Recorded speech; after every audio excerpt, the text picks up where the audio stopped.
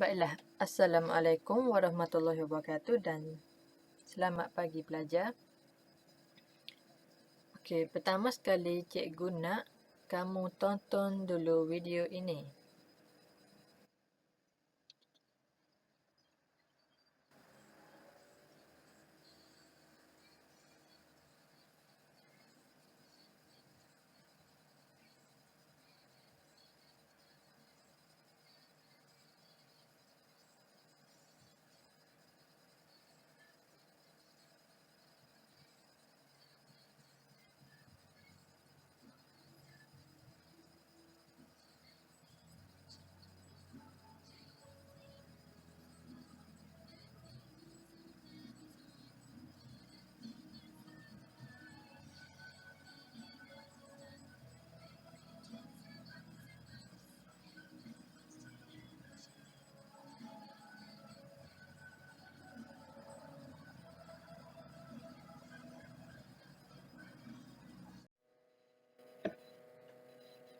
Baiklah pelajar.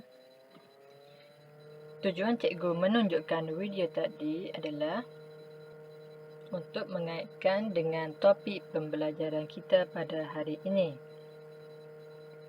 Okey, video tadi menunjukkan cerita Thomas and Friends.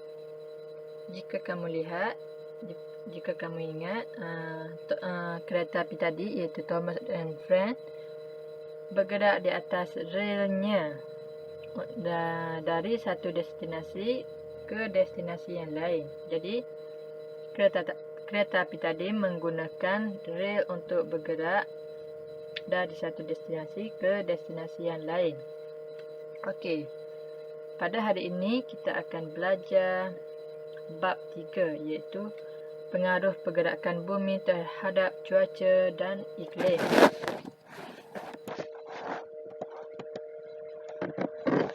Okey. Hari ini kita akan belajar topik 3.1 iaitu pergerakan bumi. Tadi jika kamu lihat video tadi, kereta api bergerak di atas relnya. Bumi juga mempunyai pergerakan yang tersendiri. Okey, pada hari ini kita akan mengenal pasti dua cara pergerakan bumi dan menerangkan tentang putaran bumi dan peredaran bumi. Okey, kita akan belajar mengenai pergerakan bumi iaitu putaran dan peredaran. Okey, pengenalan. Sistem Suria terdiri daripada matahari dan 8 buah planet yang utama.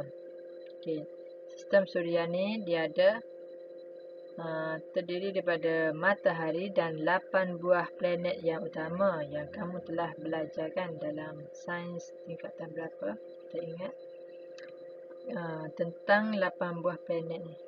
Tentang sistem Suria. Ingat ni?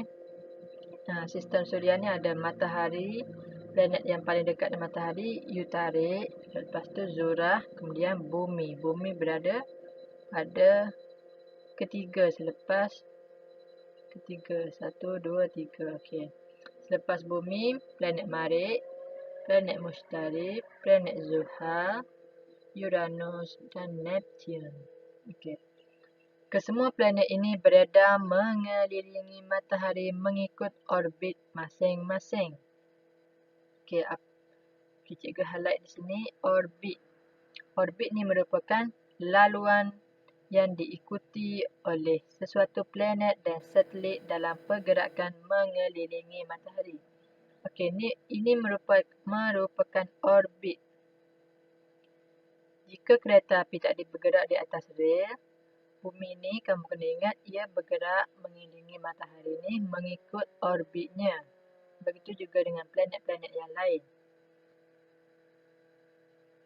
Okey, pergerakan bumi dalam sistem Suria berlaku melalui dua cara iaitu putaran bumi dan peredaran bumi. Bumi berputar pada paksinya sambil beredar mengelilingi matahari mengikut orbitnya yang berbentuk elips. Elips ni bermaksud bujur. Okey, bumi berputar pada paksinya sambil beredar mengelilingi matahari mengikut orbitnya yang berbentuk elips. Okey, seterusnya. Okey, kita cuba tengok dulu gambar ini. Petunjuk putaran bumi. Okey, kita cari nak panah yang berwarna kuning. Okey, ni merupakan gambar rajah cara pergerakan bumi. Okey, ni pula panah berwarna putih iaitu peredaran bumi. Okey. Bumi beredar mengelilingi matahari menerusi orbit ni lah. Ni orbit bumi. Dia mengelilingi matahari. Okey, ni pula orbit bulan. Orbit bulan kita akan belajar di kemudian hari. Okey. Okey. Bagaimana bumi berputar? Okey, kamu tentu tertanya-tanya kan, bagaimanalah bumi ni berputar? Okey, kita akan. Okey, ini merupakan cara putaran bumi. Ini merupakan penerangannya. Bumi berputar pada paksinya yang mempunyai kecondongan sudut 23 1/2 pada satah tegak. Okey, ini merupakan satah tegak dan ini merupakan paksi bumi yang condong tu. Berapa yang condong? Condong sebanyak 23,5. Okey. Ini sudut tegak, ini satah tegak, ini merupakan condong, paksi bumi yang condong. Okey, putaran bumi adalah dari arah barat ke timur. Okey, putaran bumi berputar ni dari arah barat ni ke timur. Sini utara, selatan, kutub utara, kutub selatan, barat, timur. Bumi ni berputar dari barat ke timur atau mengikut arah lawan pusingan jam. Kalau jam kan dia bergerak daripada timur ke barat. Tapi tidak bagi putaran bumi. Ia bergerak berlawanan dengan arah jam. Itu dari barat ke timur. Satu putaran yang lengkap mengambil masa selama 24 jam atau 1 hari. Okey. Bumi mengambil masa selama berapa jam? Selama 24 jam untuk membuat satu pusingan lengkap. Iaitu dari barat ke timur. Okey, seterusnya tadi kita telah belajar mengenai cara putaran bumi. Ini pula kita akan mengetahui cara peredaran bumi. Okey. Jika cuba kamu lihat animasi ini, ni. Ia beredar, ni bumi, ni bulan, ni matahari. Ini orbitnya iaitu laluan tadi.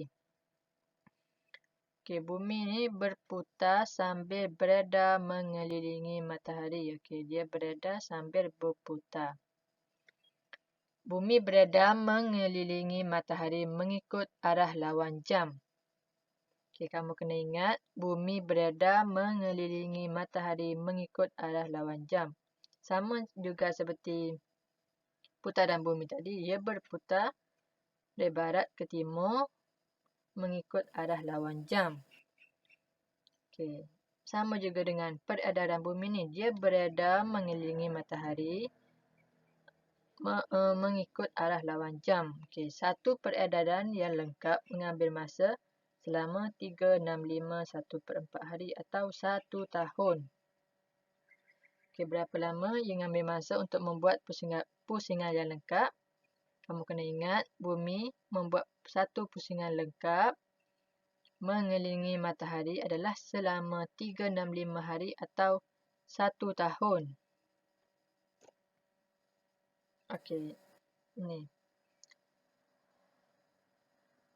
Dalam pergerakan bumi mengelilingi matahari, ia ada jarak-jarak yang tertentu pada masa yang tertentu. Okey, kamu lihat, kamu cuba lihat, ini adalah perihelion dan ini pula adalah aphelion. Okey.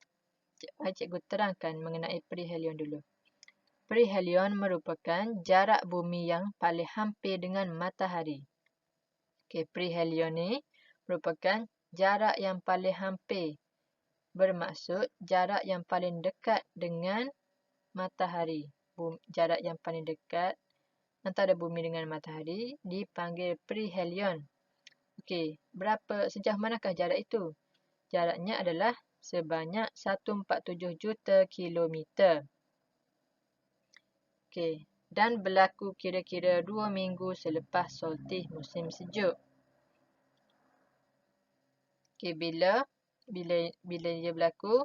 Ia berlaku selepas kira-kira 2 minggu selepas solstis musim sejuk. Seperti kalau kita pergi negara seperti Korea, Jepun tu dia ada iklim 4 iklim bumi kan. 4 iklim kan. Iaitu musim bunga, musim luruh,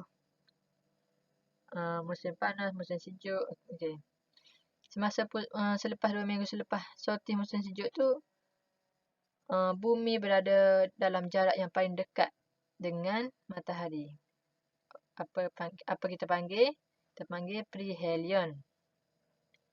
Okey, seterusnya aphelion. Aphelion ni pula adalah merupakan jarak bumi yang paling jauh dari matahari. Ia berlawanan dengan perihelion. Aphelion ni jarak yang paling jauh. Berapakah jarak itu? Jaraknya adalah sebanyak 152 juta kilometer. 152 juta kilometer. Jarak antara bumi dengan matahari. Jarak ni adalah jarak yang paling jauh. Ia pula berlaku kira-kira 2 minggu selepas solstis musim panas. Jika aphelion berlaku selepas solstis musim sejuk, aphelion ni pula berlaku 2 minggu selepas solstis musim panas. Okey. Okey, itu sahaja pembelajaran kita pada hari ini. Jadi, hasil pembelajarannya adalah kamu telah mengenal pasti 2 cara pergerakan bumi. Apa dia? Cara pergerakan bumi. Okey, ada 2 cara pergerakan bumi ni. Iaitu secara putaran bumi dan peredaran bumi. Okey, yang kedua, menerangkan tentang putaran bumi dan peredaran bumi. Cikgu ulang semula. Cara membuat penerangan mengenai putaran bumi adalah kamu kena ingat bumi berputar pada paksinya yang mempunyai kecondongan sudut 2/3, 1/2 pada satah tegak. Dan putaran bumi adalah dari barat ke timur. Itu mengikut arah lawan pusingan jam. Satu putaran yang lengkap mengambil masa selama 24 jam atau 1 hari. Okey, peredaran bumi pula. Kamu kena ingat ni, bumi ni berputar pada paksinya sambil beredar mengelilingi matahari mengikut orbitnya yang berbentuk elips, iaitu bujur. Okey. Bumi beredar, dalam peredaran bumi juga, bumi beredar mengelilingi matahari mengikut arah lawan jam. Sama seperti putaran bumi. Ia beredar mengikut arah lawan jam. Maksudnya melawan arah pusingan jam.